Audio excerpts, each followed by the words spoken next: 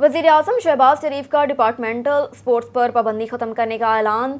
Senior सहाफ़ी आसिफ अली मुबारक से bureau chief Malik Nadeem की गुफ्तगू। वज़ीर-ए-आज़म शहबाज शरीफ ने दौलत मुश्तरका और इस्लामी यकजहती गेम्स में कौमी एथलीट्स की नुमायां कारकर्दगी को सराहते हुए ऐलान किया कि डिपार्टमेंटल स्पोर्ट्स पर आयद पाबंदी ख़त्म कर रहे हैं।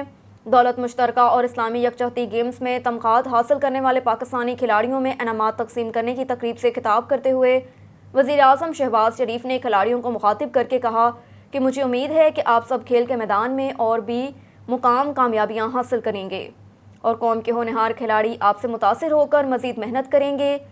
ये बच्चे होनहार और हिम्मत वाले हैं जिनका ताल्लुक अमीर घरानों से नहीं बल्कि गरीब घरानों से है, मगर ये अजीम पाकिस्तानी हैं। उन्होंने मुतलका हुकाम पर जोर देते हुए कहा कि अगर इसी तरह मुल्क में दीगर बासलाहियत बच्चों को तलाश करेंगे तो ये मुल्क की बड़ी खिदमत होगी। वज़ीर-ए-आज़म ने दौलत मुश्तरका गेम्स में गोल्ड मेडल हासिल करने वाले 9 दस्तगीर बट, शाह हुसैन, शरीफ ताहिर, अरशद नदीम और दीगर एथलीट्स को नक़द इनामात से नवाजा। दौलत मुश्तरका और इस्लामी यकजहती गेम्स में गोल्ड मेडल हासिल करने वाले एथलीट अरशद नदीम की तरफ से मिसाली गाँव और स्कूल अस्पताल बनाने के मुतालबे पर वज़ीर-ए-आज़म ने कहा कि मिसाली गाँव पर किसी वक्त में एक पॉलिसी तश्कील दी गई थी।